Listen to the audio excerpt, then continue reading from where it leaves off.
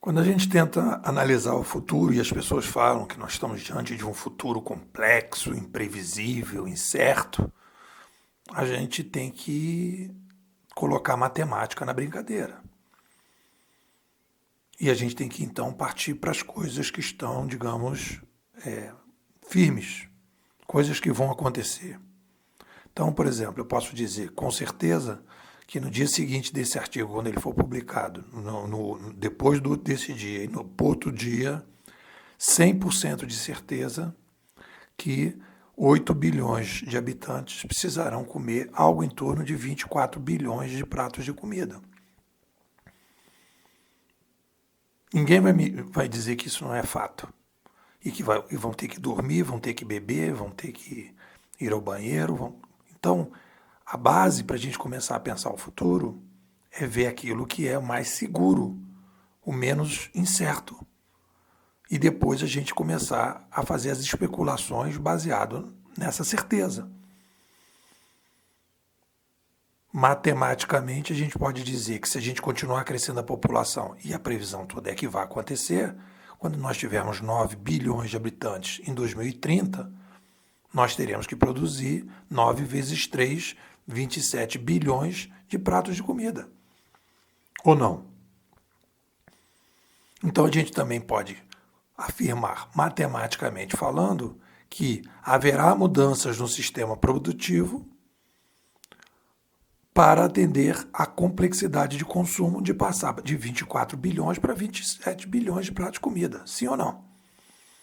Então, se eu disser para vocês que a coisa mais certa que vai acontecer em 2030 é que o sistema produtivo de todo o planeta terá que se sofisticar para atender uma complexidade de consumo maior, eu posso dizer que isso 100% de certeza vai acontecer. O que eu não posso dizer, né, claro, pode ter um meteoro que cair, uma bomba nuclear, alguma coisa, e aí sim seria o tal do cisne negro. Mas eu vou dizer, se não acontecer um cisne negro que matar bilhões de pessoas, nós teremos então, em 2030, a necessidade obrigatória da melhoria do sistema produtivo global para atender mais 1 bilhão de pessoas, que significa 3 bilhões de pratos de comida todos os dias, sem falar em todo o resto. E o detalhe que eu sempre chamo a atenção, quando a gente fala de sapiens, diferente dos lobos, o lobo come igual, o sapiens não come igual. O lobo não tem óculos, não precisa de grau, nós precisamos. O lobo não tem calça, não tem sapato. E cada sapiens tem uma demanda diferente do outro. Então nós estamos falando de um aumento de quantidade e de personalização de qualidade. Então a gente pode afirmar que, como regra geral, daqui a 10 anos, o sistema produtivo de hoje terá que se reinventar de alguma forma para atender muito mais gente numa complexidade de consumo maior. Sim ou não? Se eu parto disso, eu posso dizer que um futurismo baseado na sobrevivência, ele é mais consistente do que um futurismo que não se baseia na sobrevivência. Isso é líquido e certo. E aí então a gente pode dizer, então nós vamos ter que ter melhorias no sistema produtivo. Ok, isso é certeza do futuro. Né? O que vai variar é que tipo de melhoria a gente vai fazer no sistema produtivo. E aí nós vamos ter outra bifurcação, outra encruzilhada do futurismo.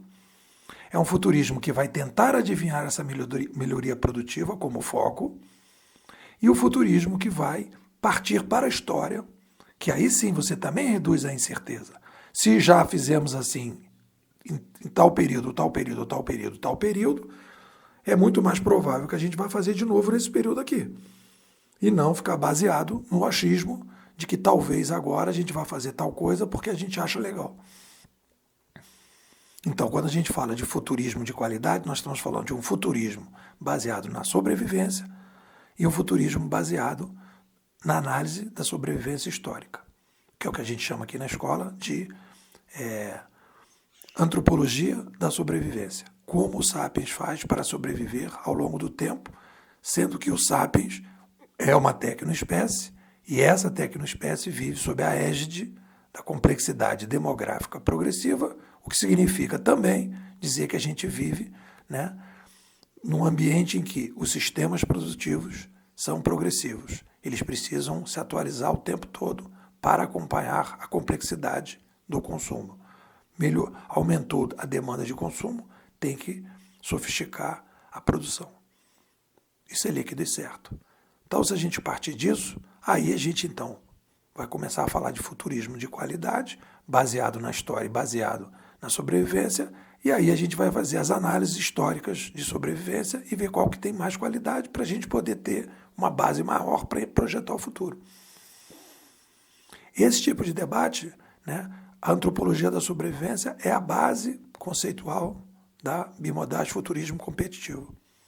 É por isso que eu digo que a gente tem a melhor escola de futurismo do Brasil. A gente dá um norte para o debate. O debate vai nessa direção. Pode mudar muita coisa que a gente está falando? Pode. Pode melhorar muita coisa que a gente está falando? Pode. Mas o norte é esse. E eu te convido para você finalmente tomar a pílula vermelha, vir fazer a nossa imersão. Todo semestre nós temos uma imersão, novo conteúdo, novos áudios, debates mensais, discussões, participação intensa dos bimodais.